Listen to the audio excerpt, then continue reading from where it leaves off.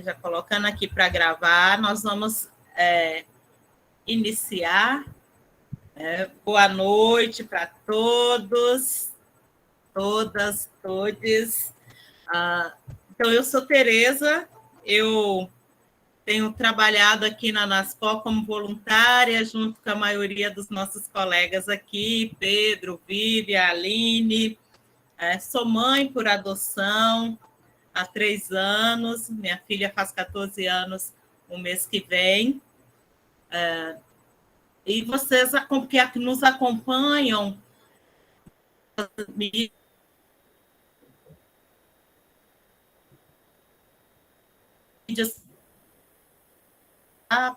viu que da última semana de janeiro até a semana passada, o tema que nós trabalhamos foi esse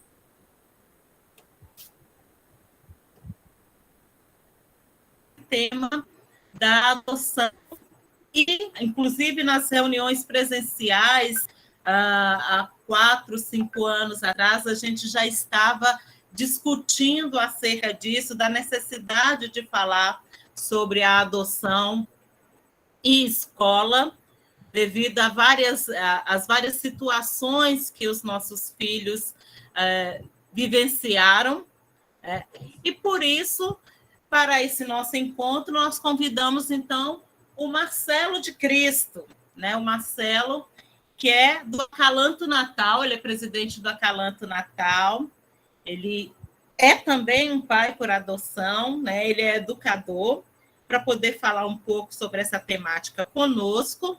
E convidamos também a Larissa Rocha, que é do Imensidão de Amor, é mãe por adoção, começou mãe solo, depois virou mãe com a companheira dela, e que tem 2 filhas. Larissa também é educadora, que também é mãe por adoção, 2 filhas que chegaram na pandemia e que vão ter a experiência de aula presencial agora.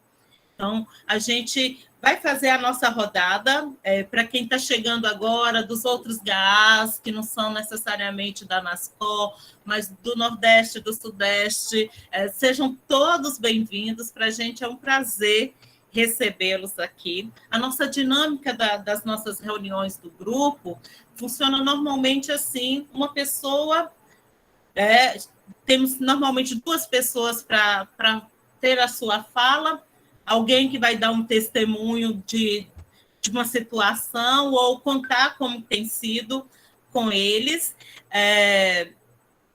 e outra pessoa que vai falar sobre a temática. Então, para a gente começar, o Marcelo é quem vai começar, vai falar sobre a temática dele, que nós colocamos hoje, que é sobre adoção e escola. Depois Larissa fala e a gente abre aquele diálogo que nós já estamos acostumados. Quem quiser vai poder abrir o áudio e poder falar. Quem não quiser vai poder falar pelo bate-papo mesmo, pode escrever a sua questão, tá? Porque para a gente isso não faz muita diferença, não. Tem gente que é mais tímido, né? Não gosta muito de falar. Então, mas isso não tem problema, não. Pode colocar a questão e a gente vai tentar responder dentro das nossas possibilidades. Lembrando aquilo que eu sempre falo nos nossos encontros, nós não sabemos tudo sobre adoção. Não temos essa pretensão de saber tudo sobre adoção, mas nós queremos caminhar juntos nessa jornada da adoção. E, para isso, a experiência de um pode servir para mim, como pode não servir. Mas ouvir a experiência dos outros e aquilo que as pessoas têm para nos ensinar, tanto que nós colocamos vários textos para a gente colocar em discussão, ajuda bastante na nossa jornada da adoção. Então, Marcelo, bem-vindo, Larissa, bem-vindo a todos. A Bahia, quem não é da Bahia, a palavra é sua, Marcelo. Terra boa. Muito obrigado, Tereza. Boa noite a todos. Né? É com muita alegria, né, que eu venho participar desse encontro. Né? Vocês chamam ele de conversando sobre adoção, né? Estava lá no, no registrozinho do Instagram, né? Então, acredito que, como aqui, né, ele é organizado sempre com muita dedicação por vocês aí no Nascidos do Coração de Salvador, né? Que, aliás, esse ano completa 10 anos de atividade, na verdade. Então, é um ano para celebrar. Nós aqui estamos comemorando 25, viu? 25. Uau! Sim, em outubro a gente faz 10 anos e vamos querer celebrar mesmo. Então, já deixo aqui o meu parabéns a vocês. Então, agradecer aí o convite, né, dos queridos Vidal, né, o Vidal Campos, que entrou em contato. Depois a Tereza reiterou aí o convite. E em nome de quem eu parabenizo aí todos os voluntários, né, que desde a fundação aí da NASCO, em 2012, vem ajudando a tornar realidade os sonhos, né, de muitas famílias, né, como vocês mesmos gostam de colocar, nascidas do coração, né, e principalmente aqueles voluntários anônimos, né, aqueles que nem sempre estão presentes fisicamente nas ações, né, nem sempre é possível a gente citar o nome, né, mas sem os quais a nossa conversa de hoje e todas as outras que vieram antes desse nosso momento aqui, nessa longa linha do tempo, né, eles não poderiam ser realizados, né? Então, quero agradecer também a todos os presentes aqui no papo de hoje, né, e também os que estiveram ontem no riquíssimo papo, né, do Adotarte, de Ilhéus, né, que muitíssimo me ensinou também e me animou, me deixou bastante animado para a noite de hoje e gostaria, então, de pedir a inspiração de todos vocês, todos os amigos e benfeitores da causa da adoção, para que as nossas reflexões sobre um tema tão grave, né, como o tema da escola e sua relação com a adoção, possa se dar, então, em sintonia com essas mentes, né? E com o amor que emana dessas mentes iluminadas e de sua sabedoria, né? Então, eu já começo aqui, eu vou compartilhar, peço licença a vocês para compartilhar, só não consigo compartilhar enquanto tem alguém tentando entrar, mas agora eu consigo. Eu vou pedir licença para compartilhar aqui uma apresentaçãozinha, né? Então, vou começar evocando aí o espírito daquele que foi o pai da pedagogia social, né? E um dos pais, né, da pedagogia moderna, mas que, lastimavelmente, né, ainda é tão pouco conhecido entre os educadores brasileiros, que é o suíço Pestalozzi, né? Pestalozzi, na virada, né, para quem não conhece, na virada do século XVIII para o XIX, ele rompeu radicalmente, né, com o pensamento pedagógico daquela época, né? Ele acolheu e educou órfãos e crianças de rua, né? Primeiramente em sua própria casa, né?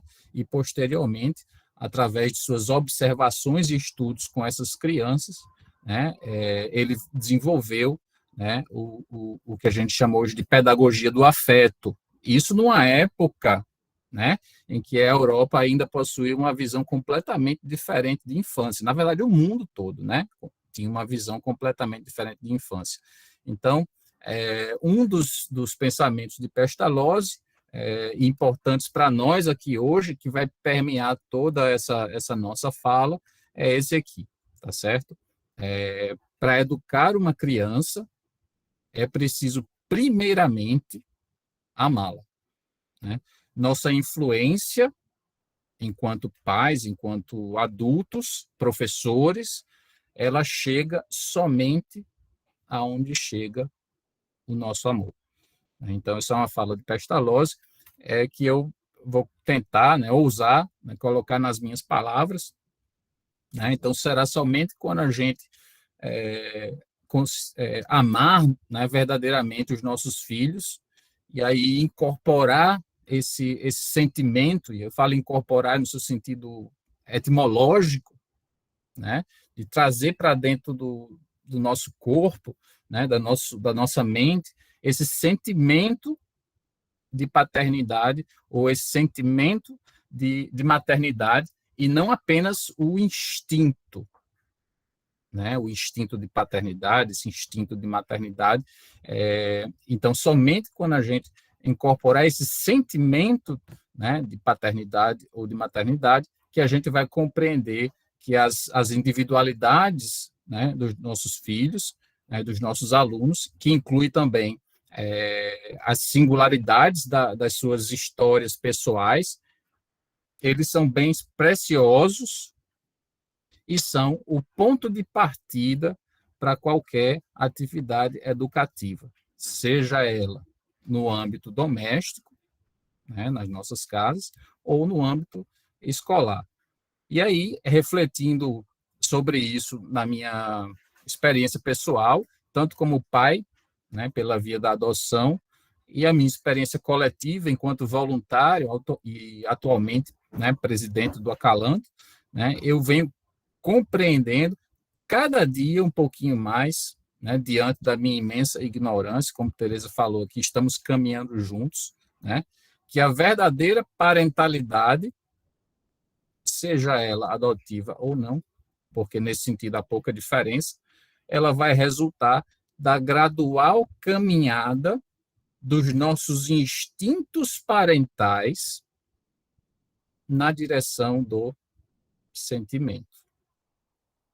Mas percebam o seguinte, que os nossos sentimentos eles serão sempre proporcionais à importância que os fatos e as coisas têm para a gente, né? Por isso eu considero igualmente imprescindível que essa jornada no rumo do sentimento pai-filho, ou pai-filha, ou mãe-filho, ou mãe-filha, ela precisa ser sempre iluminada, tá, por processos de autoeducação. Ou seja, a gente precisa adquirir, né, conhecimentos, e aí bem conhecimentos em caixa alta, né? A gente precisa também desenvolver competências socioemocionais, né, das quais a atitude adotiva, quem está há algum tempo lidando com a adoção sabe o que é, né? A atitude adotiva ela é parte importante dessas competências socioemocionais, né, por parte de todos os envolvidos, seja dos pais, seja também dos professores, das escolas, né, dos nossos filhos. E aí, né, os grupos de apoio à adoção, né, que o NASCO, né, vou personalizar todos os grupos aqui no NASCO, vocês têm um papel essencial nisso daí, né, porque a gente deve, acima de tudo, evitar uma busca somente pela validação das nossas verdades, né? A gente, como pais, a gente tem nós carregamos conosco um conjunto de verdades, de crenças, de paradigmas, né? E a gente muitas vezes só procura no outro a validação daquilo que a gente já pensa, né? E em verdade, nos tempos atuais, a gente sabe que YouTubers, Instagramers aí estão a todo vapor emitindo aí todo tipo de opinião, inclusive em questões relativas à adoção, né? E é preciso mais do que nunca, né, que a gente, né, todos nós sejamos cuidadosos com relação ao tipo de conhecimento, né, que a gente vai absorvendo por indução nas redes sociais, para que a gente não se torne meros repetidores de dicas, especialmente aquelas dicas infalíveis e também de estimulações que nem sempre atendem às necessidades educativas dos nossos filhos, tá? Então, o meu intuito hoje é compartilhar com vocês aqui alguns resultados de estudos e pesquisas a nível de provocação para as nossas reflexões que, né, com certeza virão posteriormente, nesses seguintes eixos. O primeiro eixo sendo família e escola, segundo eixo, né, professores e filhos por adoção, o terceiro eixo, família e professores, quarto eixo, família e materiais didáticos, e quinto eixo, adoção e desempenho escolar.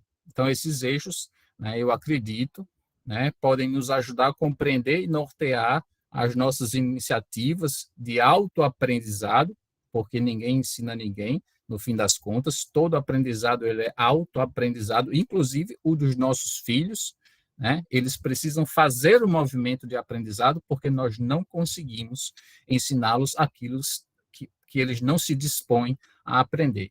Então, as nossas próprias iniciativas de autoaprendizado, na convivência com os nossos filhos, no tocante às questões escolares, né, vão ser abordadas nesses 5 eixos. E aí, após isso, eu vou tentar brincar um pouco, a depender do tempo também, né? E aí a gente passa o bastão para o próximo momento, né? E vou ficar à disposição para a gente bater papo. Então, já passando aqui para o primeiro eixo, família e escola, né? Aqui a gente tem uma dissertação de mestrado de 2009, da pesquisadora aí, Kátia, não ouso acertar o sobrenome dela, Dugnani, ou Dugnani, da Universidade Federal de São Carlos, né? A Kátia ela buscou identificar, né, as dificuldades e facilidades, né, de pais que realizaram adoções tardias nesse processo de construção de vínculos afetivos, né? Entre os achados, né, da Kátia, ela verificou que a dificuldade escolar mais frequente nos filhos por adoção entre 2 e 6 anos, que é o grupo 1 e o grupo 2, né, foi a falta de concentração no ambiente escolar, né? Segundo ela, isso exigiu dos pais a utilização de estratégias educativas para tentar contornar ou lidar com essa dificuldade, e especialmente no tocante a buscar formas de incentivar e valorizar os estudos, né, por parte da criança. Eu vou apresentar aqui eu sempre vou apresentar algumas seleções, algumas citações desses estudos, para suscitar as nossas reflexões e problematizações. Uma das citações que eu gostaria de ressaltar nesse estudo, né, da Kátia é essa aqui, né, na qual ela identificou entre os pais, né, que formaram essa categoria dificuldade na educação dos filhos, né, ela identificou que a preocupação reside em não saber se eles estão realizando da maneira correta, eu colocaria aspas, e eles sentem dúvidas, né, se estão conseguindo aplicar a educação conforme receberam. Eu vou bem frisar isso daqui, conforme receberam. E aí eu selecionei a fala de uma das mães no estudo, né, que confessa que não é a mesma educação que a gente pensava em passar, porque, veja bem, você pensa em passar uma educação, mas a educação, às vezes, não é aquela que você esperava. Eles estão numa escola particular e você esperava que eles se esforçassem ao máximo para aproveitar essa situação. No entanto, você percebe que eles têm, primeiro, um lado ainda criança e não querem assumir uma responsabilidade. E, segundo eles, tem até um lado preguiçoso, né?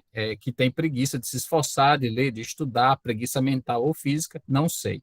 Preferem assistir uma TV ao invés de ler um livro, né? Então, essa fala nos convida a uma reflexão, que a gente pode conversar sobre ela depois, sobre as nossas expectativas e idealizações sobre os comportamentos dos nossos filhos diante das questões relacionadas à escola, né?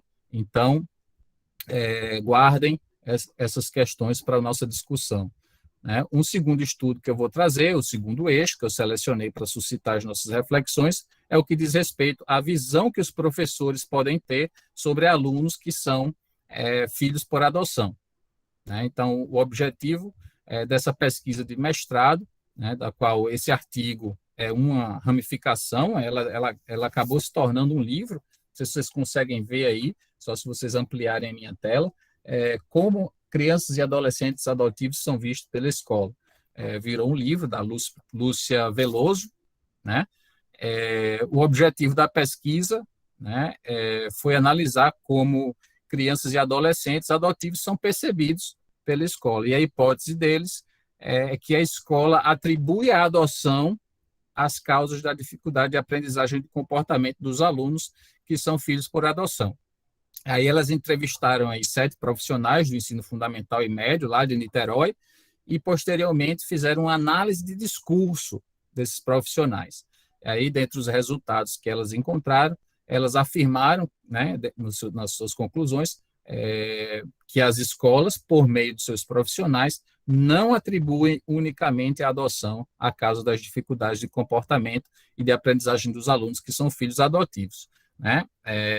Apesar, né, segundo as próprias pesquisadoras, essas falas estão repletas de preconceitos ainda muito enraizados sobre o tema adoção, especialmente em relação com a escola. E aí eu selecionei duas citações aqui para que a gente possa refletir. A primeira delas é que os próprios educadores percebem os reflexos negativos, né, que o segredo sobre a adoção, mantido por nós mesmos, os pais, veja você, ocasiona na aprendizagem e no comportamento dos nossos filhos, né? Então, isso nos leva a concluir que o segredo, qualquer que seja ele, qualquer que seja o segredo, seja para com o filho, seja também para com a escola, né? Então, todo segredo ele vai ter consequências, ele é prejudicial, né? E esse canal de diálogo com a escola, como um ambiente essencial na formação da vida dos nossos filhos, precisa estar sempre aberto e necessita ser visto com naturalidade por aqueles que são ou pretendem ser pais por meio da adoção. E o segundo trecho que eu selecionei, ele nos remete aí à ênfase feita pelos educadores, né, os entrevistados, sobre a necessidade de formações específicas sobre a temática relativa à adoção na escola. Então, assim, muitas vezes a gente peca por desconhecimento, né, e esse me parece ser o caso, muitas vezes, na prática profissional. Os professores não recebem informação específica sobre a adoção no curso, seja lá qual seja história, geografia, licenciatura, uma licenciatura qualquer, o curso de pedagogia. Então, eu particularmente penso que um imenso campo de trabalho se abre para nós, dos grupos de apoio à adoção, para que a gente possa se organizar para atender esses apelos, né, o que eu interpreto como apelos das escolas por formações voltadas para essa temática. Então, mais na frente, eu vou compartilhar com vocês como nós, lá do Acalanto, nos organizamos para lidar com essa questão. Eu prometo a vocês. Então, o terceiro eixo de provocação aqui para os nossos debates diz respeito às diferentes visões que se estabelecem tanto nas famílias como dos professores sobre o percurso escolar dos filhos por adoção, né? E eu trouxe aí essa dissertação de mestrado em psicologia da USP, na qual Letícia Castro analisou aí as percepções de pais e professores com relação à trajetória escolar de crianças adotadas, né? Então, ela investigou como cada ator desse, professores e pais, compreendem a existência de possíveis sucessos e dificuldades escolares nas crianças. Então, ela buscou entender especificamente se, para cada grupo de participantes, professores e pais, a adoção teria ou não uma influência na atuação escolar dessas crianças. E aí eu selecionei duas outras citações, né, trazidas pelo estudo.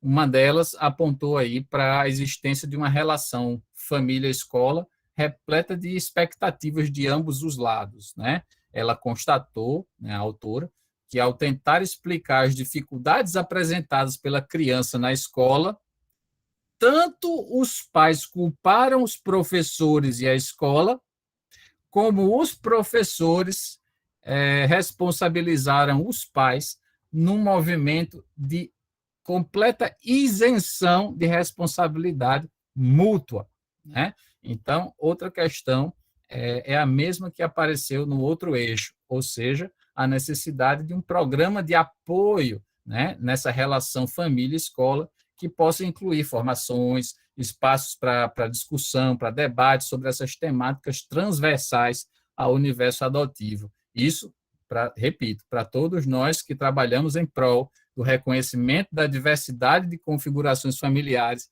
em bases de empatia, deveria ser entendido como um pedido formal de ajuda por parte né, desses atores sociais. Eu entendo que somos nós, dos grupos de apoio, nós, os pais adotivos, que temos o conhecimento, né, porque vivenciamos isso na pele, né, e temos também as competências, por menores e mais diminutas que elas sejam na nossa caminhada, que está começando, mas o primeiro passo, qualquer que seja ele, precisa ser dado por nós, né? O quarto eixo, então, ele acaba sempre passando desapercebido por muitos de nós, mas diz respeito ao que em educação a gente chama de currículo oculto, né? Então, o que é o currículo oculto? É tudo aquilo que não é explícito nas relações escolares, mas que é igualmente sentido e aprendido por nossos filhos no dia a dia da escola, tá? E esse currículo oculto podem, inclusive nos filhos por adoção, ser gatilhos de comportamentos aparentemente sem causa objetiva. Então, Lorena Cerqueira, na sua dissertação de mestrado da Universidade Católica de Salvador, né, ela procurou analisar, não sei se Lorena faz parte aí do NASCO, se for, se estiver aqui também pode sinalizar, ela procurou analisar e refletir sobre as concepções familiares presentes nos textos e imagens de livros didáticos para ensino fundamental, né? Embora o objetivo dela não tivesse sido de investigar o impacto com famílias adotivas, né? Ela constatou, né, que o formato familiar predominante, né, nos livros didáticos é esse da família nuclear, né, tradicional.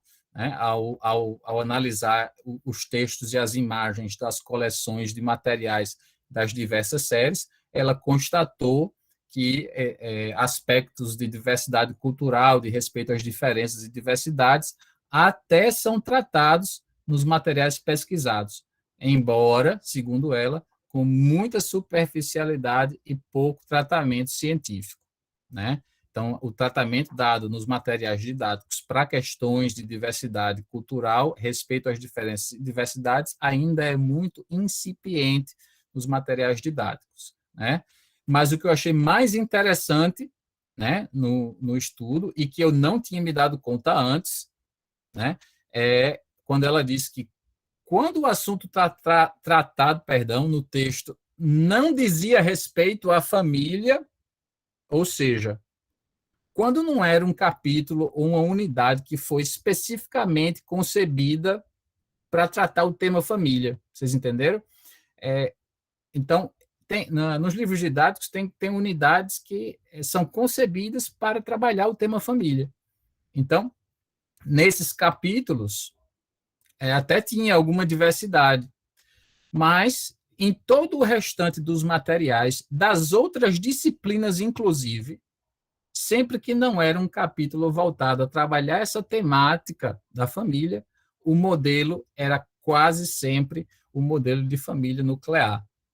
Então, ela conclui dizendo que o problema de valorizarmos as diferenças apenas quando nos detemos para falar especificamente sobre ela, evidencia que os textos, os livros-textos, estão impregnados pelos modelos dominantes, o que acaba reforçando estereótipos e privilegiando apenas determinados grupos, né, e determinados modelos de família. Aliás, foi a partir de uma atividade, de um material didático sobre a família, que foi trazido até nós no Acalanto Natal, por uma voluntária, que também é mãe por adoção, que a gente sentiu a necessidade de estruturar um projeto que pudesse trabalhar nas escolas essas questões, e eu já falarei sobre isso, aguenta aí, que chegarei lá. Então, por fim, o último eixo que eu gostaria de abordar é a causa, na verdade, de muitas noites mal dormidas de qualquer pai, que é o desempenho escolar dos filhos, especialmente quando a adoção faz parte da sua trajetória. Então, nas minhas pesquisas, né, eu me deparei com um estudo bastante robusto, esse não é brasileiro, realizado por 3 pesquisadores, que eu não me arriscaria nem dizer o nome, tá? da Universidade de Leiden, nos Países Baixos. Eles realizaram uma meta-análise, ou seja, eles analisaram análises já existentes por 62 outros estudos, né? Então, eles pegaram 62 estudos e foram analisar as análises desses 62 outros estudos, que incluíam no total, todos esses 62 estudos constituíam um conjunto de quase 18 mil sujeitos, né? Então, o objetivo do estudo era investigar se o desenvolvimento cognitivo das crianças filhos por adoção foram afetados. E os dados do estudo indicaram que, quando comparadas essas crianças, filhos por adoção, quando comparadas ou com irmãos biológicos em outros contextos, ou colegas do período pré-adoção, as crianças adotivas apresentaram um desempenho mais alto em testes de inteligência e também apresentaram melhor rendimento da escola, né? E dentre as conclusões, eu separei para a gente refletir os seguintes trechos, né? Em primeiro lugar, em um ambiente, né, cognitivamente mais rico e emocionalmente mais seguro, ou seja, nos nossos lares, né, nas nossas famílias, né, as crianças adotadas podem se recuperar e quase voltar ao normal. A adoção pode estar associada a uma notável recuperação de circunstâncias, muitas vezes extremamente adversas, antes da adoção, e deve ser considerada como evidência para a resiliência das crianças, né? Então, essa foi uma primeira fala. O estudo ainda apresenta duas outras conclusões interessantes, né?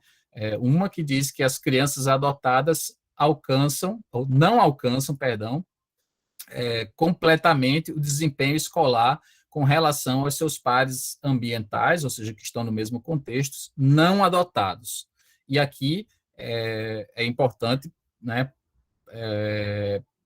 pessoalmente, né, para fins de pesquisa e significado, ou seja, relevância dos dados, é importante a gente saber, e eu não consegui saber, por quanto tempo foram conduzidos esses estudos analisados, pois a grande maioria dos estudos ela tem um prazo finito, né, para conclusão, e, portanto, eles podem apresentar conclusões apenas indicativas e parciais. E, na verdade, quase todos os estudos que eu apresentei aqui, todos eles alegam que mais estudos são necessários para que as suas conclusões sejam validadas, né?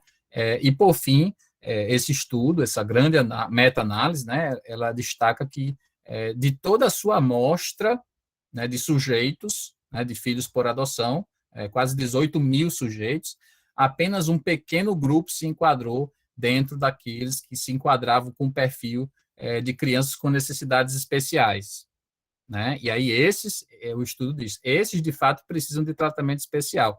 Mas aí vejam, o estudo ressalta que esse tipo de criança e suas necessidades não devem ser confundidas com aquelas experimentadas pela criança adotada média, né? A maioria das crianças adotadas, segundo o estudo, se sai muito bem, né? E certamente muito melhor do que seus irmãos ou colegas que tiveram que ficar em instituições precárias ou em famílias carentes, né? Então, sem perdermos de vista o que foi apresentado até aqui, eu acho que tudo isso nos remete novamente ao pensamento de Pestalozzi, de que para educar uma criança é preciso, primeiramente, amá-la. A nossa influência, né, sobre a criança vai chegar somente aonde chega o nosso amor, né? Eu não sei como é que eu estou de tempo, estou falando muito, tenho mais tempo? Ainda tem 10 minutos. Opa, então vamos jogar, vamos jogar? Vamos jogar, quiz time. Todos prontos? Eu quero que vocês escrevam no chat para mim, tá certo? A resposta, né? A letra da resposta, vamos lá. Um filho por adoção sempre apresentará dificuldades na escola. Será? Escolham a resposta A, B, C ou D.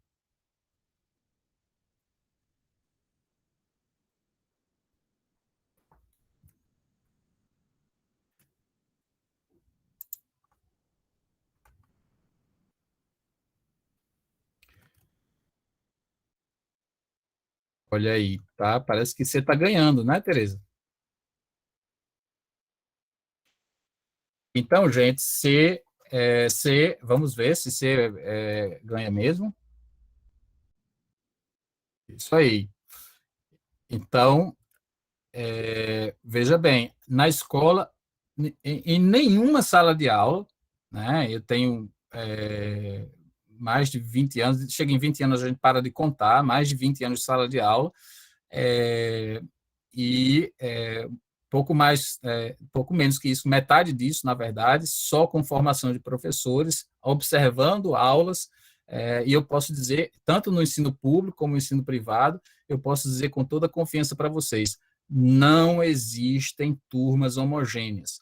Não existem, né, turmas homogêneas, porque cada indivíduo se desenvolve segundo ritmos e trajetórias distintas, e cada pessoa se desenvolve em ritmos biopsicossociais, biológicos, psicológicos e sociais diferentes. Em cada sala de aula, tem aqueles alunos que aprendem com mais ou menos facilidade esse ou aquele conteúdo. Tem um que é bom em matemática e outro que é péssimo em matemática, né? E sem ter nada a ver com adoção, né? Tem aquele que é excelente numa coisa, numa habilidade de jogar futebol, tem aquele que não quer nem ver futebol na frente dele, né? Então, isso é uma verdade humana. Não existem turmas de alunos homogêneos. Então, as dificuldades de aprendizagem em crianças e adolescentes, elas podem ocorrer em diferentes níveis e também elas independem da adoção. E aí eu trouxe os estudos aí para corroborar essas opiniões. Tais dificuldades, né, quando elas existem nos filhos por adoção, elas podem ser atribuídas a outros fatores de acordo com as particularidades de cada criança e a sua trajetória anterior à adoção.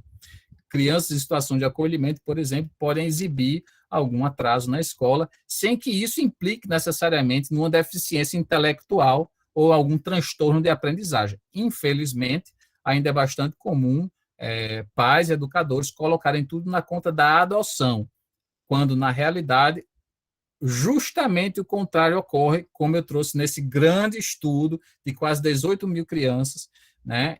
Ou seja, a reversão ou a redução das limitações, tanto físicas como cognitivas, e a gente que trabalha em grupo de apoio à adoção escuta muitas histórias nesse sentido de reversão de limitações, devido à atenção, o cuidado, o afeto que a gente dá enquanto família e enquanto comunidade, né? Então, não, a resposta é não. Um filho por adoção nem sempre apresentará dificuldades na escola, e quando apresentam, muitas vezes, elas são revertidas, né, ao longo do tempo. Próxima pergunta. No caso de um filho por adoção apresentar dificuldade de aprendizagem, deve-se informar a escola sobre a adoção. Será? Coloquem aí no chat.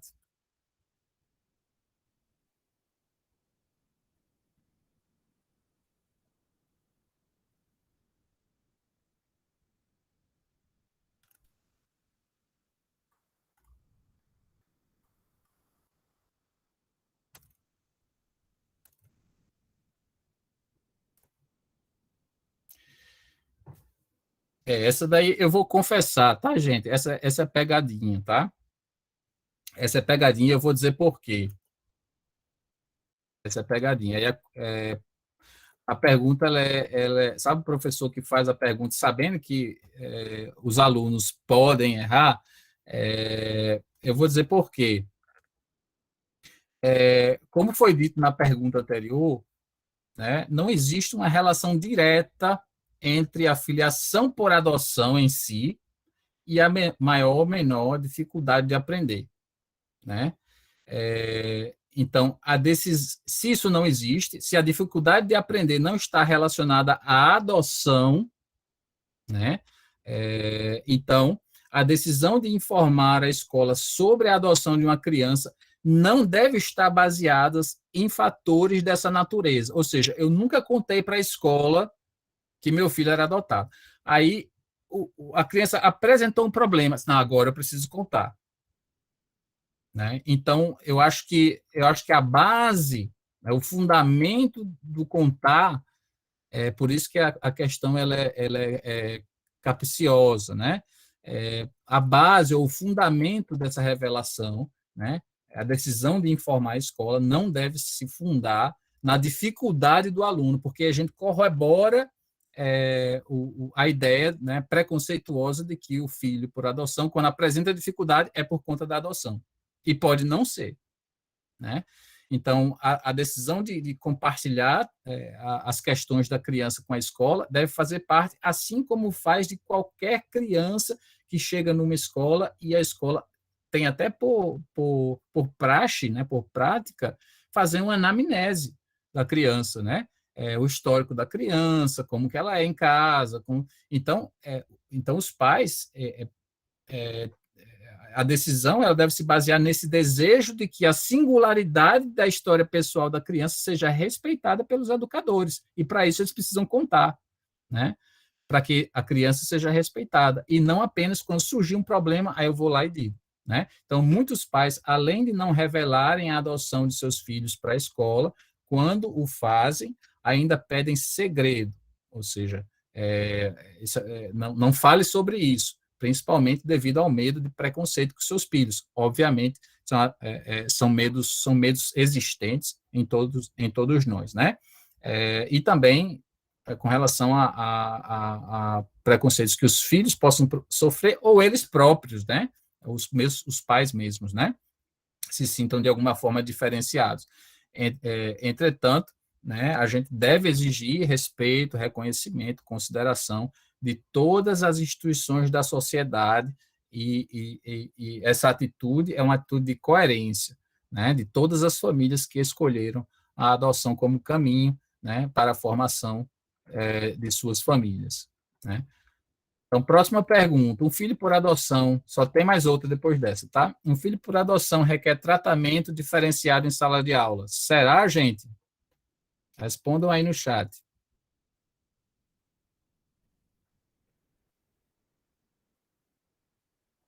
Você tá bombando aqui, né?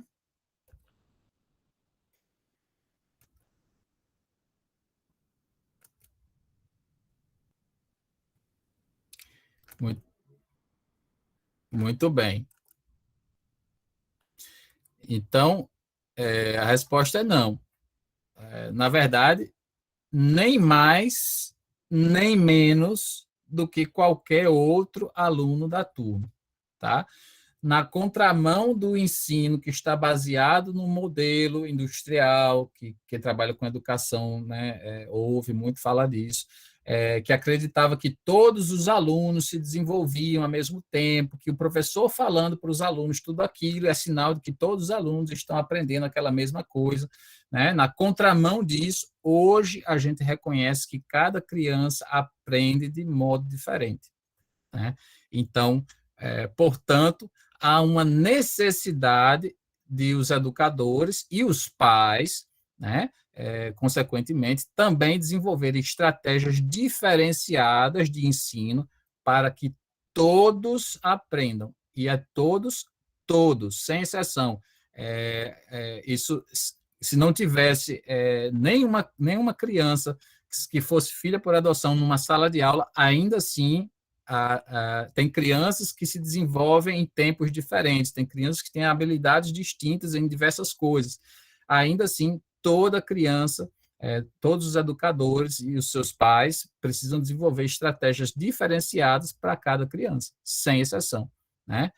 Tem até um pesquisador, pedagogo, bem renomado na educação, chamado Perrenu, Felipe Perrenu, que fala que o princípio da diferenciação deve ser a chave do ensino. Né?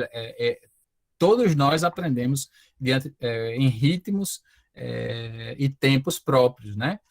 Então, para que as situações de aprendizagem sejam fecundas para ele, elas precisam estar adaptadas a esses tempos, esses ritmos. Então, certos procedimentos, no entanto, né, como, por exemplo, o estabelecimento de limites e combinados, esses valem para todos, né? Nesse sentido, não se deve agir de forma diferente, seja com crianças vindas de famílias constituídas pela via biológica ou com aquelas que são por afeto, afinidade, né? Então, parabéns a vocês. E, por fim, a última pergunta. A prática dos educadores não tem qualquer relação com as dificuldades de aprendizagem das crianças adotivas. É tudo uma questão de genética. Será, gente?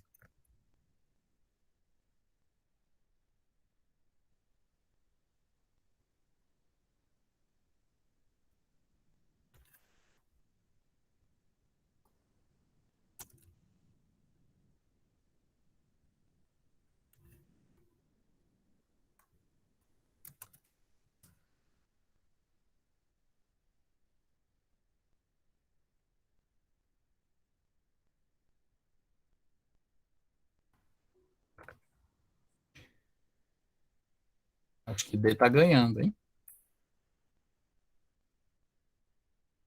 Vamos lá. Então, não, né, gente?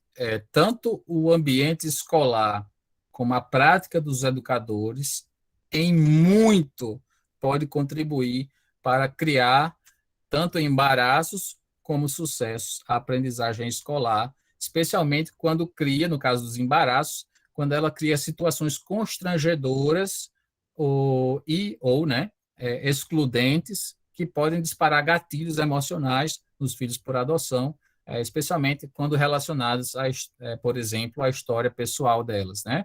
Essas situações elas podem acontecer principalmente algumas tarefas que solicitam imagens do período, né, de gravidez, ultrassom, exames pré-natais, né, árvore genealógica. Então, as crianças que moram em acolhimento institucional vão ter algumas questões, por exemplo, filhos por adoção vão ter questões com relação a isso. Então, materiais didáticos, como a gente falou, trouxe nos estudos, né, os materiais didáticos e as atividades que vão privilegiar um modelo ideal de família com o qual muitas das crianças e os nossos filhos talvez não se identifiquem, né, a depender do nosso arranjo familiar, né, e também o uso de linguagem inadequada, né, para se referir às questões de filiação, né, ainda tem muita gente que usa o termo, pegou para criar, né, e falar de pais verdadeiros, versus pais adotivos, né? O uso do termo é adotado, o verbo, na verdade, é adotado, ao invés de falar que ele foi adotado, e o adjetivo adotado ele precisa deixar de existir em algum momento, né? No trabalho escolar, né? Então, tudo isso ressalta, né, que a escola não pode se limitar, né, a registrar somente a insuficiência de rendimento, sem procurar as causas, né? Isso eu falo muito nas formações com os professores, né? A escola não pode delegar a outras pessoas as responsabilidades de formação que lhes são próprias, né? Ela não pode viver separada do seu meio, né? Mas ela deve integrar-se com todos os outros, né, serviços e com as famílias, principalmente, para ajudar a criança a superar as suas dificuldades. Então, gente, parabéns para vocês, vocês foram demais aí com o nosso quiz. E, para terminar, nós temos o projeto Atitude Adotiva na escola, aqui em Natal, né, como prometido. Ele é um projeto que nasceu por inspiração de um projeto do GA de Recife. Se tiver alguém do GA de Recife aqui, acho que tem, que é o Adoção e Cidadania na Escola, né? Inspirados nesse projeto, a gente desenvolveu o Atitude Adotiva na Escola, e a gente tenta, na medida do possível, contribuir a atender aquelas demandas apontadas nos estudos que eu mostrei para vocês, como extremamente importantes na condução das relações entre as escolas, os educadores e os nossos filhos. Então, basicamente, ele é composto aí de 8 sessões de formação de professores, né, sobre temas transversais ao universo adotivo. E aí eu vou botar aqui no chat o link para esse folder aí, tá certo, gente? Muito obrigado e deixo novamente aquela a fala do Pestalozzi, né, que retorna aí onde a gente começou. Né? Para educar uma criança é preciso primeiramente amá-la, e a nossa influência chega somente aonde chega o nosso amor. Muito obrigado aí pela escuta e fico à disposição de vocês para os outros momentos. Muito obrigado, Marcelo. Muito obrigado ao Acalanto Natal. Sim, nós temos um pessoal aqui do GA de Recife, né? Nós temos, acho que era a Francisca e Maraíse, se não me engano, estão aqui, que são do GA de Recife, que tinham colocado ali no chat, e Silvia também, né? Silvia Machado também tinham colocado no chat, que são do GA de Recife. Tem um pessoal de São Paulo aqui também, e o de João Pessoa, isso é muito legal. Então, para a gente manter a nossa movimentação, como nós já vimos colocado, quem quiser fazer questões já, quiser colocar no chat, já pode colocar. Depois o Pedro vai colocar a lista de presença aí para quem desejar algum certificado. E aí, quem nos acompanhou nos grupos pelo WhatsApp, nós trabalhamos algumas temáticas acerca de adoção e escola, e colocamos alguns testemunhos de alguns pais que já estão com seus filhos na escola, que já estão pensando como é a entrada dos seus filhos na escola, e com os pretendentes também, que já estão nesse processo de aprendizado, que é importantíssimo antes de nossos filhos chegar, como lidar com essas questões. E, para isso, quero convidar a nossa amiga Larissa Rocha, do Imensidão de Amor, colega da gente, que trabalha conosco, que faz essa parceria com a Nascor, para que ela possa contar um pouco. Larissa, além de mãe por adoção, ela é educadora, ela possa contar um pouco aqui para a gente dessa experiência dela como mãe, como educadora e como mãe de crianças que vieram para adoção em plena pandemia, e a relação com a escola. Bom, gente, boa noite. Eu sou professora de língua portuguesa, então eu dou aula para alunos a partir do 6º ano, que não era a idade em que chegaram as minhas filhas. Então, elas chegaram... Tem boi na linha, gente. Como a gente fala aqui do Rio, tem boi na linha. Elas chegaram com... Camille chegou com 5 anos, já para fazer 6, né? No mês seguinte. Nathalie chegou com 9, tinha feito há pouco tempo. No início, você fica tão, assim... como uma mãe que recebeu um bebezinho. Você tá ali para resolver todas as coisas, todas as necessidades afetivas. E então simplesmente eu ignorei a questão da escola. Eu não foquei nesse primeiro ano, não foquei na escola. Foi só carinho, dormimos, fizemos cama compartilhada, e quando elas chegaram, eu não coloquei em colégio particular, elas ficaram pela escola pública, e em plena pandemia, a gente recebia as folhinhas para elas fazerem em casa, e eu não me preocupava muito. Elas faziam as folhinhas, a mais nova com mais facilidade, a mais velha com bastante dificuldade, mas eu ainda não tinha, minha cabeça não estava preocupada com isso ainda, né? Vamos chegar lá. Nesse primeiro ano,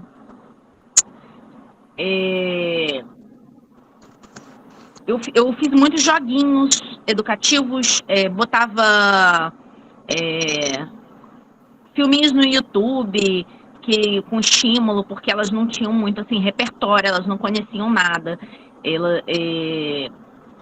Elas achavam, por exemplo, que como a gente saiu de um estado e veio para o outro, elas achavam que elas eram do Brasil e que agora a gente não estava mais no Brasil.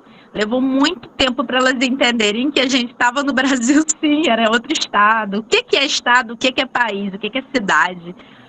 Para uma criança que morava numa cidadezinha pequenininha, miudinha, né, de repente, e vai para outro estado e faz uma viagem grande na cabeça delas, nós saímos do Brasil. Aí ela sempre falava assim, mamãe, quando a gente estava no Brasil, aí eu, não, filha, a gente tá no Brasil. Levou um tempo, assim, como se parecia que elas tinham saído de um avião, assim, e ainda estavam se conectando, assim. Eu lembro até que a Yara, que foi uma das minhas cegonhas, né, elas chegaram pela Buscativo, ela falava para mim, olha, as crianças chegam offline, tá?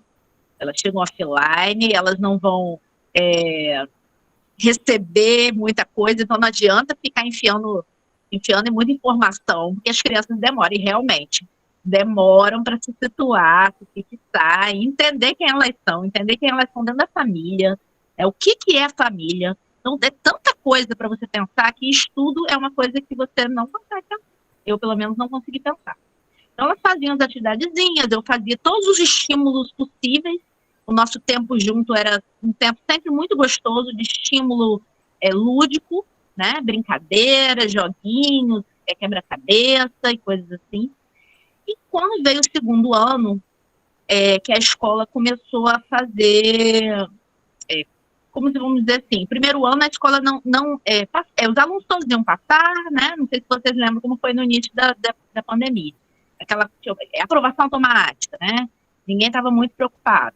Aí, nesse segundo ano, a escola começou com aulinhas online e aí eu comecei a ver as minhas filhas ali em casa. Eu morria de medo do Covid, ainda morro de medo do Covid, perdi uma amiga muito próxima do Covid, então elas não saíam de casa para ter uma professora particular, nada assim. Então, apesar de todo o conhecimento que eu aprendi no grupo de você não pode ser o professor do seu filho, eu acabei virando a professora da minha filha.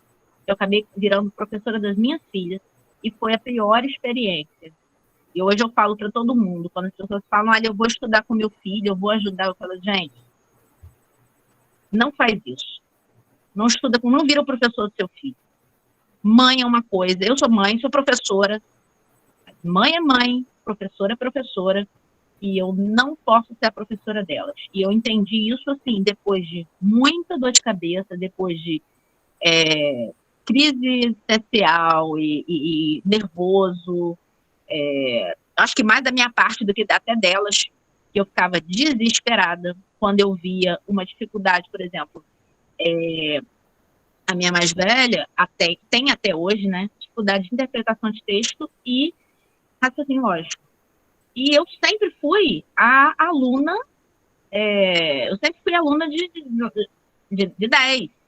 Então, aluna de 10, professora, chegou a minha filha com dificuldade em português, que é a minha matéria. Como que eu não ajudo? Como que eu não ensino? E foi difícil. E eu tive que... eu lembro até que o Marcelo comentou aí sobre a questão de falar sobre adoção. Foi nesse momento que eu chamei as professoras para perto, falei sobre adoção e pedi ajuda. Olha, a minha filha, ela não teve... ela veio da família biológica com abrigamento por falta de ir à escola. Aí depois a minha mais velha, no caso, né? Ela passou o terceiro ano. Ela passou um ano no abrigo só. O terceiro ano dela, que foi no abrigo, esses anos iniciais que são essenciais, os primeiros com a família biológica sem estudar. O terceiro ano no abrigo, preocupada, né? Eu imagino que a cabecinha dela, como que devia estar funcionando ali. Como que ela aprendia alguma coisa, preocupada se os pais biológicos iam visitar no final de semana, por exemplo. Ou não. Se ela ia voltar para casa ou não. que ia acontecer com a vida dela, onde ela estava, entendeu quem ela era no mundo. Então, eu considero que ela não teve primeiro, nem segundo, nem terceiro ano nessas condições. Então, ela chega, a escola simplesmente pega a idade dela, coloca ela no 4º ano e se vira. Aí eu tentei fazer ela repetir, implorei para poder a minha filha repetir. Não deixaram ela repetir, passou para o 5º ano.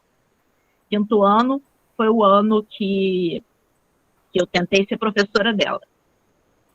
E acabou que também não consegui, tentei repeti-la, não consegui repetir, ela passou para o 6º ano, que é o que vai começar agora.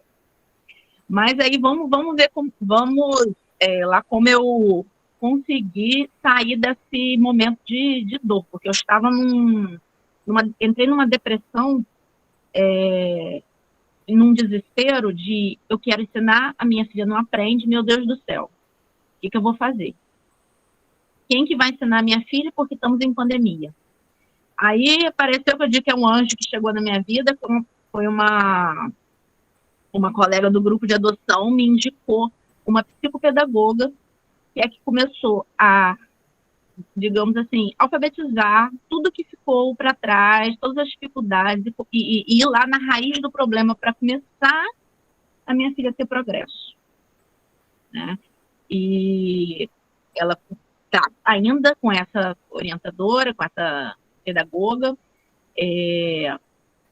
Até recentemente a pedagoga me chamou e percebeu algumas coisas, então ela está em investigação sobre dislexia, ou talvez um TDA, alguma coisa assim, mas ainda não temos, ainda não sabemos, né? De qualquer forma, eu tive que parar de olhar o caderninho dela, eu tive que parar de olhar o que ela estava respondendo, se ela estava respondendo coisas que não faziam sentido ou não, que era o que me angustiava, que toda vez que ela respondia, por exemplo, uma pergunta, o que Joãozinho, qual foi o brinquedo que Joãozinho ganhou? Ela respondia sim. Não. Ela não conseguia nem entender que tipo de pergunta estava ali. Né?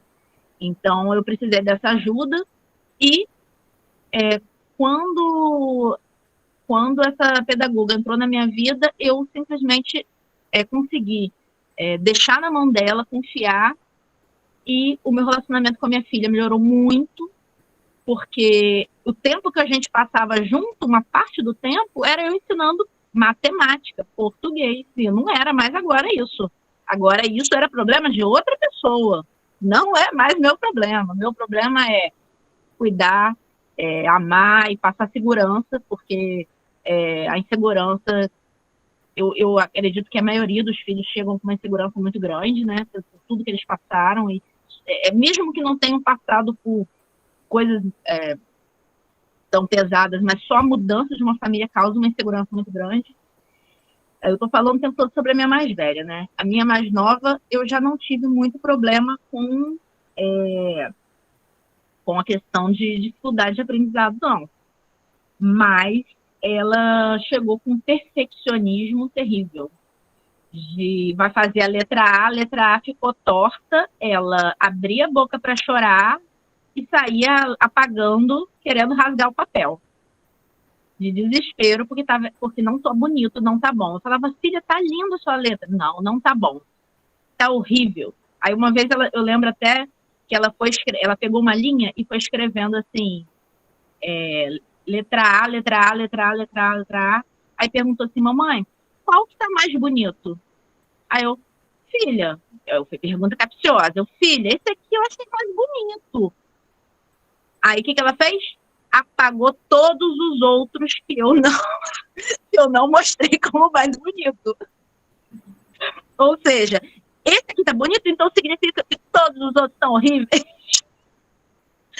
Aí eu tive que acolher, né, nesses momentos, e o nosso mantra era todo mundo erra, tá tudo bem errar. Todo mundo erra, tá tudo bem errar. Esse foi meu mantra com ela.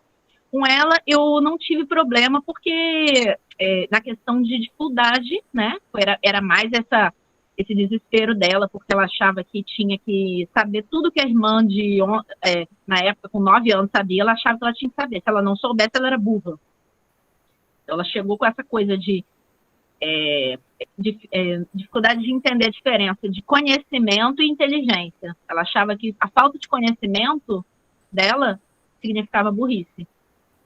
E esse mantra a gente está trabalhando ele até hoje, porque de vez em quando ainda ela fecha a cara quando ela erra alguma coisa, mas aí eu já vou acolher, né? Eu acho que me perdi um pouco. Falei essa questão dela se comparar à irmã. Nessas crises, ela teve muitas crises de raiva por conta disso. Às vezes ela tinha uma crise de raiva e eu não sabia o que estava acontecendo.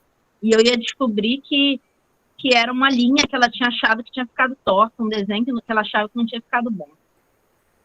E a gente sabe que não era só aquilo ali, né? Tinha um monte de coisa atrás. Aí, às vezes, no meio de uma crise dessa,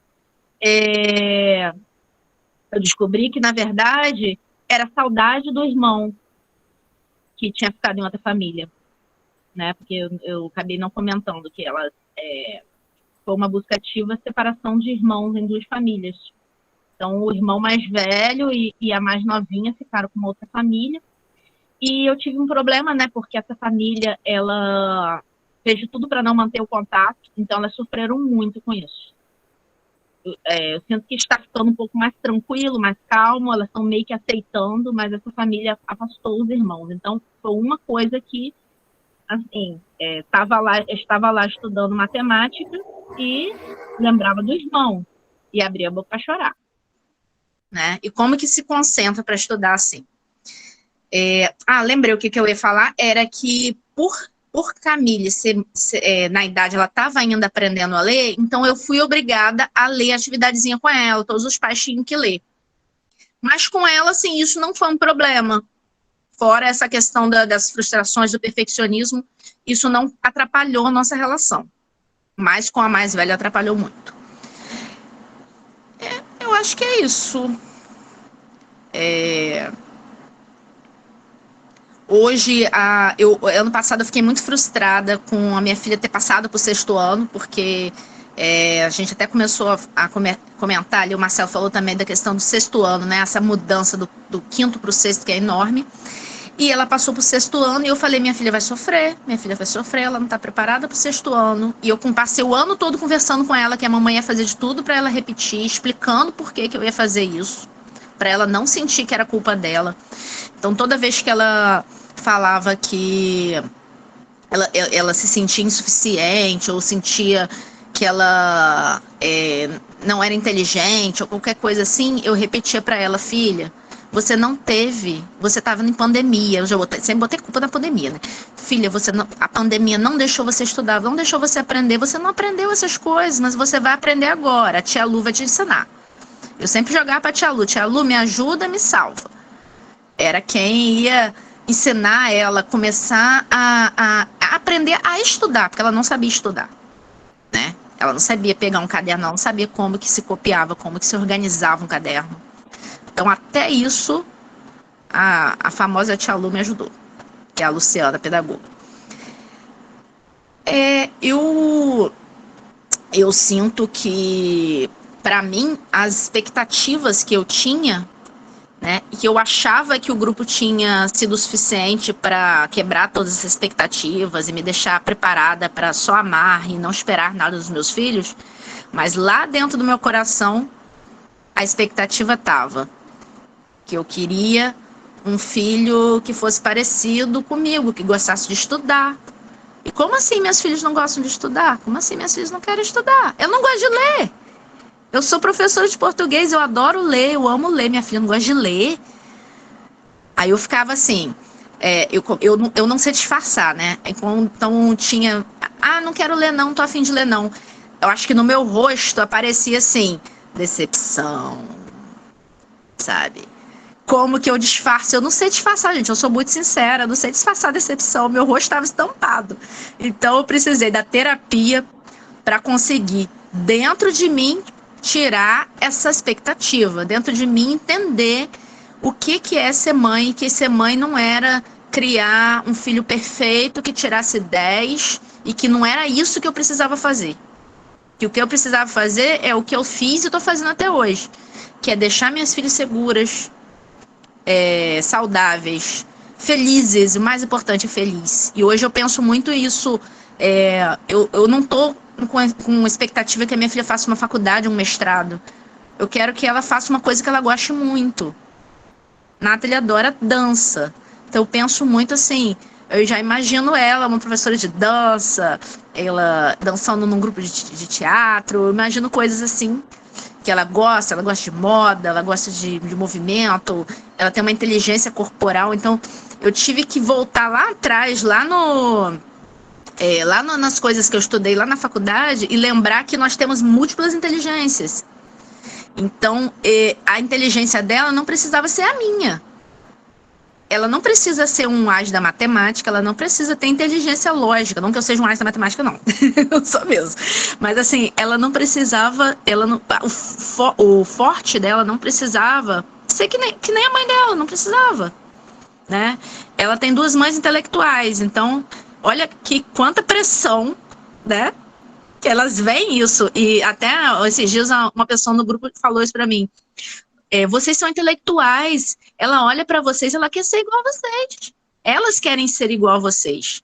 Então, se você ainda cobra isso, mesmo que você não fale nada, o seu rosto está cobrando às vezes, né? Então, a terapia conseguiu me fazer refletir sobre mim, né? Sobre mim mesma, entender, né, as coisas que a gente traz lá da infância, as cobranças de que você tem que tirar 10, que você tem que ser um filho perfeito, um estudante perfeito, essas cobranças que você guarda e que você às vezes acaba inconscientemente passando para os seus filhos. Então, se eu posso assim dar uma dica para os pais, olha, se você não consegue simplesmente deixar rolar a educação, chama uma pessoa, pede ajuda. Uma pessoa que não seja o pai e não seja a mãe. Porque, na maioria das vezes, vamos botar assim, 99% das vezes que a gente vê de problema nos grupos, são os pais tentando ser professores dos filhos. E pais professores, então, são os piores. São os que querem mais ser professores dos filhos. A Tereza é professora também, né? Sabe como que é isso. E isso. Não sei se tem alguma pergunta, alguma coisa, a gente abre para pergunta. Vamos abrir agora. Lari, obrigada, depoimento muito bom. Eu gosto muito quando a gente tem esses depoimentos, porque nos ajudam a enxergar. Não é só na minha casa. Que bom que não é só na minha casa, né, que isso acontece. Então, isso é muito bom.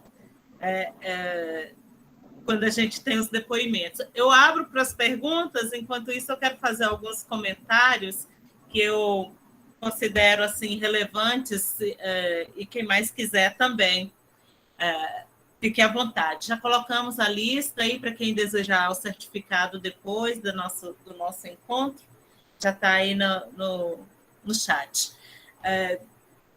A importância que a gente tem discutido dessa parceria. O Marcelo ficou colocando ali para a gente, né? No quiz foi muito bom, porque além das respostas, a gente pode roubar umas, né, Vivian? Para a gente aplicar em sala de aula também. Principalmente quem está dando aula remota.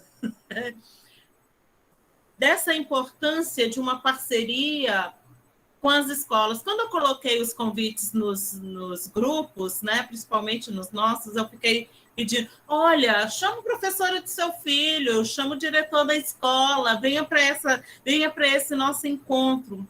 E por que isso é importante?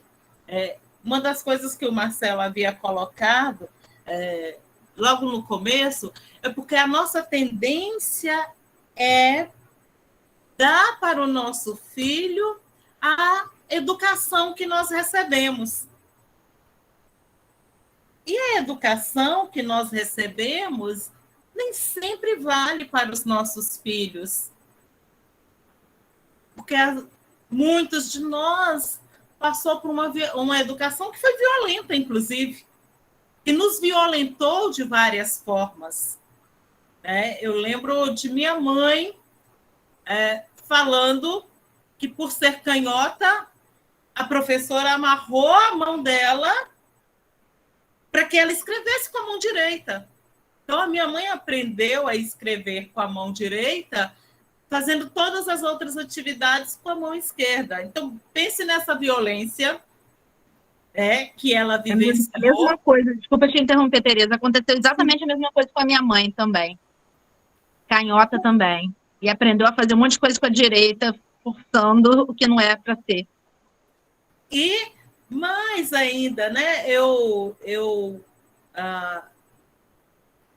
Logo que Glorinha chegou, eu escutei o depoimento de uma mãe que não sabia por que ensinou tanto para os filhos, e aí, quando foi para a escola, os filhos não faziam nada. Veio aquelas notas, ela reclamou disso.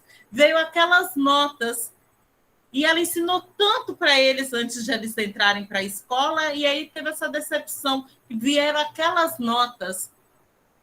Então, o foco dessa mãe era um foco você aprendeu aqui comigo, o professor ensinou na escola, e você vai ter que tirar a nota que eu tirava, né? A gente que é professor, principalmente, é arriscoso demais, né? Muito, muito. Então, enquanto a educação, o ensino, o conhecimento em casa está sendo divertido, vai ser muito legal para o nosso filho. Mas nós vamos ouvir, sim, né? Vívia estava contando essa semana para a gente que os meninos todos empolgados para voltar para a escola, e aí essa semana já perguntando quando que eram as férias. Nós, que nem voltei ainda para a sala de aula presencial, já estou querendo férias de tanto trabalho que a gente está tendo. Imagina para os meninos que estavam numa outra rotina, de acordar e tomar café assistindo a aula. Agora tem que acordar mais cedo, tomar o banho, tomar café, escovar os dentes, pegar o transporte para ir para a escola, ou a mãe levar, ou caminhar até a escola. Mudou toda a rotina. Então, aquilo que estava sendo minimamente divertido da primeira semana de aula e da segunda semana de aula já ficou chato. E nós vamos ter que lidar com isso. E quem já estava com os seus filhos e já tiveram um avanço, tá agora um retrocesso danado. Nossos filhos perderam toda a sociabilidade que tinham avançado. E o retorno na escola... E aí não estou falando que vale apenas para os nossos filhos que vieram por via da adoção. Mas toda essa geração, né, tem 2 anos em que a sociabilização foi abaixo. E quantos dos que vieram para a adoção, agora focando, que ficaram 2 anos convivendo só com 2 adultos ou 1 adulto dentro de casa? Aí é que a escola precisa ser parceira. E a gente ser parceiro da escola. E olha que eu nem estou falando de uma questão que para a gente aqui na Bahia é caríssima, que é do nome afetivo, de como lidar com isso na escola. Nós não temos a lei do nome afetivo, né? Então, para pedir para ter o nome afetivo, eu preciso dizer que meu filho veio por via da adoção. E isso é importante que a escola saiba, que a pedagoga saiba. Se meu filho está no infantil ou no Fundamental 1, aquele professor saiba. Não para tratar o meu filho diferente, como Marcela havia colocado. Não é para tratar o meu filho diferente, mas para saber que algumas demandas de meu filho há de ser diferente. Mas teve pergunta aí, gente? Eu não olhei no chat, estou falando. Nós estamos abrindo o microfone agora para quem quiser comentar, para quem quiser Quem quiser fazer alguma pergunta, tanto para a Lari quanto para Marcelo, nós temos outras pessoas também aqui. Tereza. Oi, Vivian, diga. Irene comentou, não foi uma pergunta, foi um comentário, quando a Larissa estava falando que discordava disso de não ser professor, né, dos filhos, porque ela disse que ela alfabetizou o mais velho e está ensinando os mais novos e que está indo tudo bem. E aí o que a gente sempre fala no grupo de apoio, nesse sentido de não ser o professor, é naquela coisa que Larissa deixou bem claro, eu não posso perder o meu tempo de vinculação no primeiro ano, cuidando de tirar atraso da criança, porque se eu foco em conhecimento escolar, eu perco essa oportunidade de me entender com meu filho como família, como mãe, de criar laço, porque ele vai acabar achando que o que ele precisa fazer para ter amor é aprender a somar, fazer as letrinhas bonitinhas. Então, é nesse sentido que a gente diz. Se está dando certo, normalmente é exceção, a gente percebe, né? Nesse primeiro ano, a gente tem que focar na questão do vínculo, sim. Não só a Larissa está falando isso, é o que tem acontecido e a gente tem observado, Glorinha. Aqui em casa, por exemplo, Tereza me chamou de teimosa. Teimosa, não te disse que não era para fazer, porque você insiste nisso. Então, assim, porque a gente sempre acha, a gente que é professor, tem sempre lá no pontinho, assim, peraí, eles não conseguem, mas eu dou conta. Tá, que eu falo... Meu filho é diferente, meu filho é especial. Meu filho... E olha que você e Larissa estavam no grupo há muito tempo, discutindo todas essas questões. A vida real é diferente. Eu estava com o meu discurso para as pessoas. Eu digo às pessoas, não façam isso. E na minha vez eu fui lá. Porque a gente só aprende tomando, né? Então, aí eu tive minha experiência, e aí o que Irene falou, Irene, com a minha mais nova, foi suave, muito parecido com a Larissa. Com a minha mais nova, funcionou muito bem. Com o mais velho, não. E aí era uma treta todo dia. A gente vinha bem, na hora do de casa, a gente se estranhava, e até ponto dele me afrontar, coisa que ele nunca fez de jeito nenhum, dizer assim, eu não vou fazer e eu quero ver, tipo... Como assim? Ele não fala assim comigo de jeito nenhum. No último dia, no dia que ele falou, eu não vou fazer, no outro dia eu botei uma professora particular. Eu disse a Tereza, não, Tereza, não vou perder minha vinculação que está sendo construída, tem 6 meses em casa, a gente está aprendendo a se amar, a gente está aprendendo como é ser mãe e filho, vai dar problema. Gente, a gente botou, a professora particular foi online, porque eu também estava morrendo de medo do Covid, ainda tenho, e deu muito certo. E assim, hoje ele tem um discurso de eu sou muito bom em matemática. Uma criança que dizia para mim, eu odeio escola, na aproximação, odeio escola, mude de profissão, porque eu não quero uma mãe professora, porque ele já começou um negócio comigo assim, já online. Hoje ele diz assim, eu sou melhor de matemática, não sei o quê. E é bem gostoso ver a evolução sem cobrança. Agora ele me conta, sabe o que eu aprendi hoje? Um negócio lá dos holandeses que ali um lugar. Então, assim, não tem... Eu cuidei no primeiro ano muito da autoestima, que foi uma coisa assim, eu quero que ele saia sabendo que ele pode, que ele chegou muito dia, eu não sei, eu não posso. Então, assim, para mim, eu atingi o meu objetivo, terminou o ano acreditando que pode. E a minha mais nova chegou sem saber ler, e no final, tem 1 ano e 3 meses comigo, e no final do ano ela leu já o Diário de Banana inteiro, e eu estou morta de orgulho que eu também sou professora de português. Agora, Vitor não gosta, gente. Vitor gosta de ler os mangás dele, e eu aceito, nem todo mundo gosta de ler. Meu marido também não gosta de ler, e a gente vai vivendo. E assim, ele gosta dos mangás, eu compro os mangás. A escola está indo bem, mas esse ano já começou com... a professora de reforço, como a gente chama, já lá, eu agora só faço o quê? Maquete, cartaz, as peças de escola, só a parte divertida. A parte que vai ter estresse é com a professora, porque ele não se estressa com a professora, ele só se estressa comigo. Então, tá tudo certo. É lógico, nós temos duas mães levantadas, né? Duas mães. Larissa e Deise, vamos ver quem foi primeiro. Cadê? Onde que eu olho? Aline, você que é a dona do canal.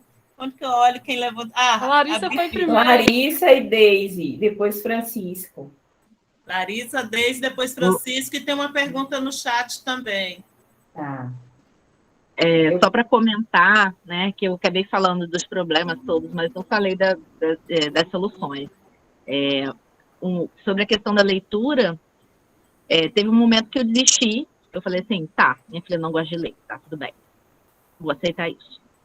E eu comecei a só sentar e ler meus livros. E ela começou a ler também. Ela começou a sentar do meu lado, pegar os gibizinhos, que ela é o que ela está focada agora, pegar os quadrinhos que eu assinei, quadrinho de Turma da Mônica, e chegou milhares, foi só acumulando revistinha, e ninguém lia. E aquilo me dava desespero. Eu falava, meu Deus do céu, o que eu fiz? Eu assinei 1 ano de revistinha e ninguém lê. Aí ela começou a ler. Foi só eu relaxar. Ela começou a ler. Exato. E agora minha pequena também alfabetizou e também está indo atrás. Aí às vezes senta eu e elas, eu com o meu Kindle, com meus livros, e elas com as revistinhas e senta do meu lado para ler. E é uma loucura, porque é menorzinha, que lê em voz alta, né? Que tem 7 anos. Eu vou tentando ler meu livro, tá lá lendo e interpretando. Ela aprendeu pontuação, está interpretando, e ela ainda faz a voz dos personagens. Eu tenho que mandar para vocês o vídeo dela fazendo isso. Amo. Então a mãe é tão orgulhosa que é só isso para comentar. Que as coisas estão evoluindo e são assim, a gente acha que não vai ter evolução por um bom tempo, parece que não vai ter evolução, mas as evoluções acontecem. Era só para deixar, porque eu deixei só o desespero, eu queria deixar um pouquinho de esperança. Sim. Obrigada, Lari. Deise? Boa noite, gente. Eu sou do grupo de adoção daqui da Bahia, né? Eu queria falar assim com o Marcelo, principalmente, porque ele me deixou muito inquieta hoje. Eu também sou professora. E, assim, como durante a apresentação dele, ele ia me deixando muito inquieta, assim, porque algumas reflexões eu nunca fiz quanto professora, né? Mas, assim, eu já ouvi várias coisas dos meus colegas, então eu sei que a gente não está preparado para isso, né? Por exemplo, na sala de professores falando, oh, coitadinho, mas ele é adotado. Então, assim, aí, por exemplo, quando você falou da necessidade de falar ou não na escola, se os pais falarem, né, se a criança é adotada, e eu, no primeiro momento, não.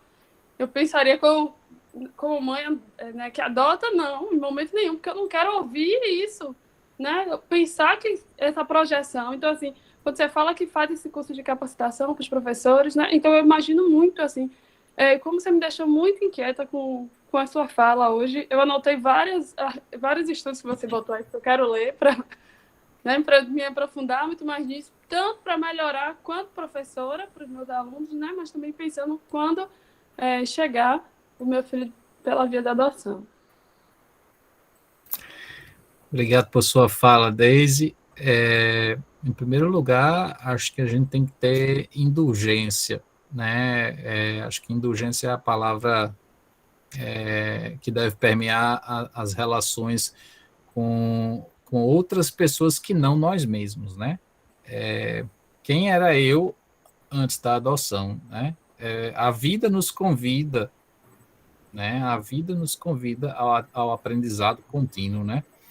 Então, a gente vai sempre ser colocado onde a vida vai nos levando e a gente tem que, então, aproveitar os convites da vida para aprender, né? Então, muito do que eu falei aqui, trouxe para vocês, é fruto dessa caminhada, embora pequena ainda, né? Face a tantas outras pessoas que já caminharam antes de mim e que acumularam aí, não só conhecimento livresco, mas é essa experiência na pele que a Larissa hoje está falando, compartilhando com a gente, e que daqui a 20 anos ela já vai ter uma serenidade ao falar sobre essas coisas, que é fruto da caminhada que ela vai acumular ao longo de sua trajetória de vida. Então, toda a emoção que ela sente hoje ao compartilhar uma história que está tão próxima, mais para frente ela vai se transformar. E eu não tenho dúvida se você vai se transformar também, quando a gente faz o movimento intencional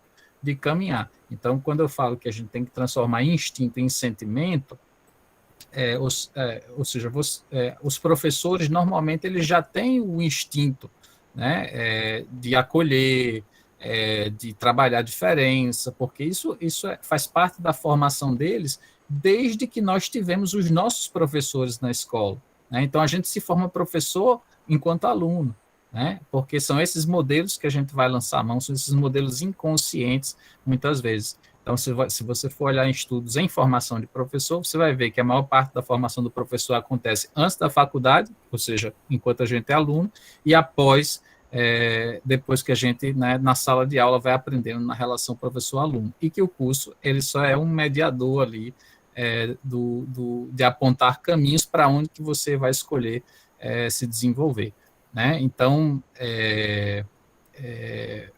nesse sentido, a gente tem que ser empático, né? Como pais por adoção que somos, né? A gente tem que compreender as dificuldades que necessariamente as escolas podem ter e que os indivíduos vão ter, né? No lidar com as questões relativas à adoção, quando elas existirem e forem assim explícitas, e aí a gente tem que, né, conversar sempre. Acho que na anamnese da escola, né, ou seja, a criança vai mudar de escola, a próxima escola tem que saber da filiação por adoção, de como isso se deu, se existem outras questões mais profundas ou mais sérias, assim, mais graves, você pode escolher, né, as famílias podem escolher não revelar ou ir dosando essa revelação conforme forem encontrando aí o ensejo, a confiança, o respeito, a dificuldade. Não existe fórmula mágica, né? Eu acho que não existe dica mágica, não existe um tamanho só que vai caber em todo mundo. Então, a história da Larissa é a história singular, pessoal, subjetiva da Larissa na relação com cada filho dela. Cada filho tem uma trajetória singular. Larissa tem a sua própria história singular, que é todo o seu passado e o devir dela, ou seja, o vir a ser, quem ela vai se tornar a partir daqui. Mas é tudo muito humano, o ser humano é singular. Então, por isso que a diferenciação é a base da pedagogia, ou deve se constituir na base da pedagogia desde sempre, e se ainda não tento fazer por onde seja, né? Devemos todos trabalhar para isso, mas não se... acho que essa provocação que você sentiu aí, ela é saudável, porque da própria teoria da aprendizagem, né? A gente desestabiliza as bases para atingir um novo ponto de equilíbrio, né? Então, legal que essa desestabilização aí ela aconteceu, porque a partir dela, esse sentimento vai gerar um desejo, e esse desejo é quem vai detonar as ações que você vai tomar daqui para frente. Isso é muito bom. A gente ser abalado assim faz com que a gente pense que a gente quer mesmo da nossa adoção. Francisco? Marcelo, Larissa, Tereza, e todos que estão aqui, muito prazer. Eu sou Francisco, estou aqui em São Paulo, capital, e aprender com vocês está sendo muito importante para mim. Nesse período de pandemia, eu, que já era pai por adoção de um filho, recebi mais 5 filhos, e todos em época escolar, né? E isso tem sido um grande desafio também. Para isso, eu tive que ressignificar algumas coisas, dentre elas mudar de cidade, ir para um lugar onde a educação ela é mais homogênea, ou pelo menos é mais unificada, onde tem uma única escola, e ali estuda todas as crianças que estão cursando o ensino fundamental, e tem uma outra escola para o ensino médio.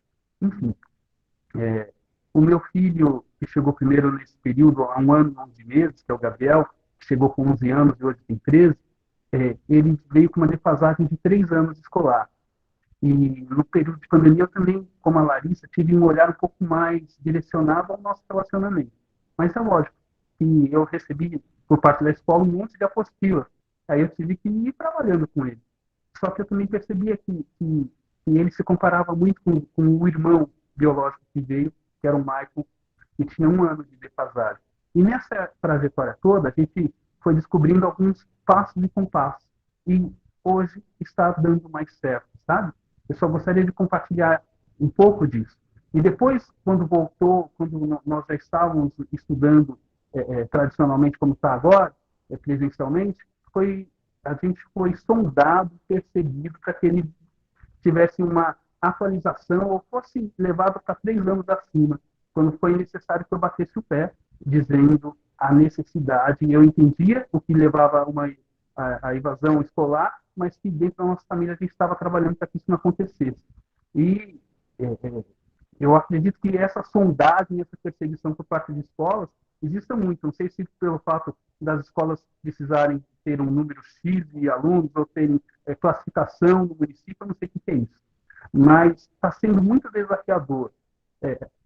Hoje, um outro ponto que a gente está vivendo é mudança do pré-2 para o primeiro ano de uma outra fase, já que os meus filhos estão de 4 anos a 3 anos de idade. Está sendo desafiador, mas está sendo bom. Eu quero agradecer a oportunidade de estar com vocês e aprender um pouco mais. Obrigado, viu?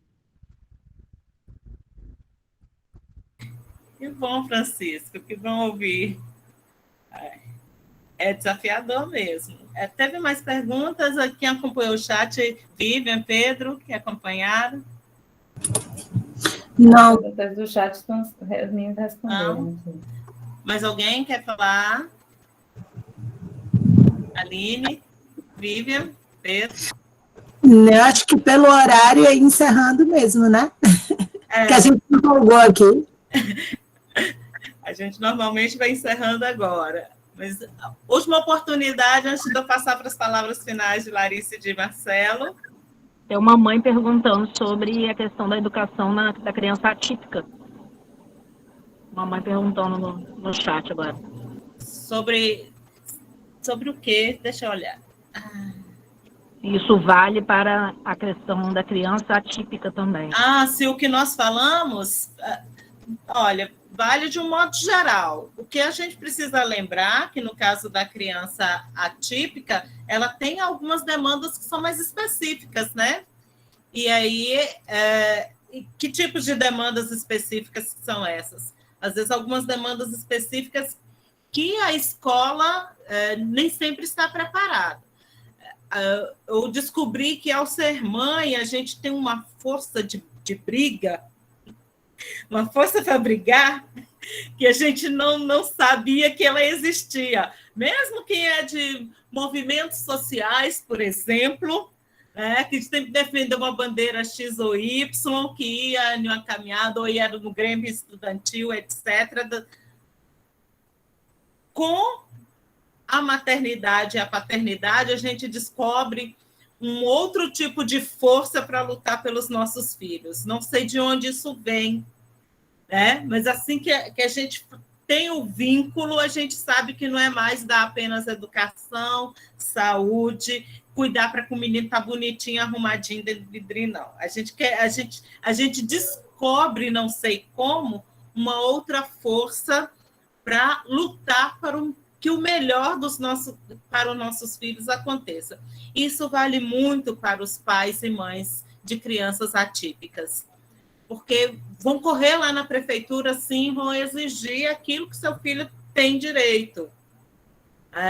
E se o Estado não está proporcionando isso, e deveria, vai lutar para que isso aconteça. Então, todas essas questões que tanto Marcelo colocou como Larissa colocou, vale sim para os nossos filhos atípicos.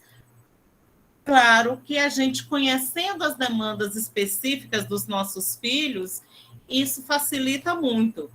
Veja, Larissa está em um processo agora de buscar um diagnóstico para uma possibilidade de dislexia para a filha. Então, a filha não está com um carimbo de uma coisa e não está pensando nisso como algo que é ruim, que vai atrapalhar. Mas com um diagnóstico, se for positivo, qual o melhor caminho para a felicidade de minha filha? Veja, eu não falei qual o melhor caminho para minha filha aprender e tirar a nota 10, não. Mas qual o melhor caminho para a felicidade de minha filha? É necessário que a gente dê conta de pelo menos pensar isso. O meu exercício nesse momento é eu sou da área das humanidades e a minha filha fala que quer ir para a área da saúde. Então, a minha filha não vai ser o meu espelho. Ainda que ela não vá para a área da saúde, pode ser que daqui a 3 anos, 4 anos, ela descubra que ela quer ser pedagoga. Ela descubra que ela quer ser manicure. Mas o meu exercício nesse momento é: eu não posso querer que a minha filha seja o meu espelho. Se ela gosta de rosa exageradamente, isso é dela. Eu não posso pedir para ela. Ela tá se firmando, está se conhecendo, e ela está se sentindo segura o suficiente hoje para dizer: ó, mamãe, eu quero usar meu laço ainda, ou eu não quero mais usar laço. Eu sei que você acha bonitinho eu usar vestidinho e laço, mas eu não quero mais. Então, preciso de saber que somos seres diferentes. O amor só faz aumentar. Calei. Eu gosto de falar de minha filha, gente, então... Mais alguém gostaria de falar alguma coisa para a gente fazer o encerramento? Não? Então, a lista de presença foi colocada aí, a gente faz a emissão do certificado e depois encaminha via o e-mail da NASCO. Muito, muito, muito, muito obrigada ao Marcelo pela disponibilidade. Vidal fez o convite, a gente conversou um pouco. Muito obrigado, Angad Nordeste, por divulgar o nosso trabalho também. Quem está vindo pela primeira vez, pode seguir a NASCO nas suas mídias sociais. Um obrigado especial, um obrigado muito especial a Larissa, que veio aqui para dar esse depoimento de o que foi para ela. Eu quis muito que viesse uma mãe que fosse professora. Não porque eu sou uma mãe professora, mas é porque mãe professora e professora por vocação acha que ensinar filho dos outros e o seu filho é a mesma coisa. E aí a gente vai ter que aprender na prática, no dia a dia, que não funciona desse jeito. O nosso encontro de hoje está gravado, vai para a rede social da NASCO, assim que Vivian já colocar, o Pedro, eu não sei quem é que está cuidando mais disso, disponibilizar lá, eu repasso o link para quem quiser, tá bom? E o mês que vem nós temos o nosso encontro também, se não me engano, no dia 17, não é, Aline? Lembra aí, Aline e Vivian? Espera aí, deixa eu conferir. No dia 17 também. Porque março e fevereiro tem os dias no mesmo, data no mesmo dia. Isso. E aí, qual que é a temática que lembra? Não coloquei aqui. Ou aí você está puxando da memória da pessoa. Agora eu não lembro, não. Glorinha tem que devolver o meu celular. Mas eu acho que era sobre entrega legal, não era? Uma coisa assim? Vou puxar na minha. É para ser sobre entrega legal. A princípio, a temática é essa, entrega legal. E nós temos a necessidade de desenvolver esse tema, assim como discutir as questões de mãe e pai solo, que é uma demanda que o grupo tem pedido. O grupo tem pedido muito para a gente falar sobre mãe solo, pai solo e entrega legal. Então, a gente continua avisando dos nossos encontros, mas a data será essa mesmo, no dia 17 de março, às 19h30, a gente se encontra aqui. E muito obrigada a todos pela participação e obrigada, Aline, por ceder o Meet dela. Sempre. Obrigada, gente. Obrigada, Marcelo, Larissa, Eu não estava aqui, né? Vocês não estavam me vendo, mas eu estava ouvindo tudo, eu ouvi tudo. Ouvi a apresentação, né? A criança já está dormindo, você vira o processo todo, do começo ao fim. Então, e eu estou aqui, mas obrigada, foi maravilhoso. Eu acho que falar de escola e adoção, né, é sempre bom, porque os nossos filhos não vivem só em casa, eles precisam socializar e todo mundo precisa estar a par do que a adoção traz. Então, brigadão. Obrigada, uma boa noite para todos. Bom fim de semana, porque amanhã é sexta-feira. Boa noite. Gente, Obrigada, obrigado. Boa Tereza. noite a Obrigada, todos. Aline. Obrigada. Larissa Pela também, aí o companhia. Marcelo. Boa noite. Obrigada. Boa gente. noite. Interromper a gravação, tá, Aline?